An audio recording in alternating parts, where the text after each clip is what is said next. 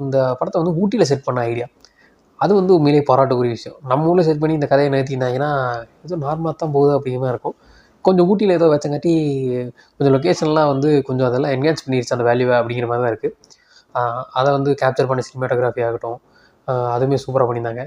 எங்கே இருந்தாலும் பச்சை பசேல்னு தண்ணி ஓடுது அப்படின்னு ஊட்டி தான். ஊட்டியை பார்த்தாலே ஏதோ காஷ்மீர் லெவலுக்கு வந்து ஷாட் பண்ணியிருந்தாங்க.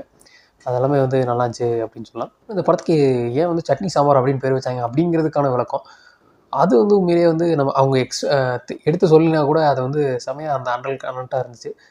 அது என்னன்னு பார்த்துக்கிட்டா, இப்போ யோகிபாபு வந்து சட்னி செய்றதுல ஸ்பெஷலிஸ்ட்டா இருப்பாரு. அந்த சட்னி வந்து வேற எங்கேயுமே கிடைக்காது. அதே மாரி வந்து அந்த ஊட்டியில இருக்கிற ஹோட்டல்ல வந்து சாம்பார் வந்து ஸ்பெஷலா இருக்கும். ஸோ அந்த சட்னியும் சாம்பாரும் சேருதா சேரலையா அப்படிங்கிறது தான் கதை. அதனால வந்து அதுக்கு சட்னி சாம்பார் அப்படின்னு பேர் வச்சிருந்தாங்க. அது வந்து உண்மையிலேயே பிரில்லியன்ட்டான விஷயம். நீங்க வந்து தேவையில்லாம தியேட்டருக்குலாம் போய் காசு வேஸ்ட் பண்ணாம பேசாம இந்த வெப் சீரிஸே பார்த்துருந்தீங்கன்னா, உங்க வீக்கெண்டாவது நல்லா போகும்னு நெனைக்கிறேன்.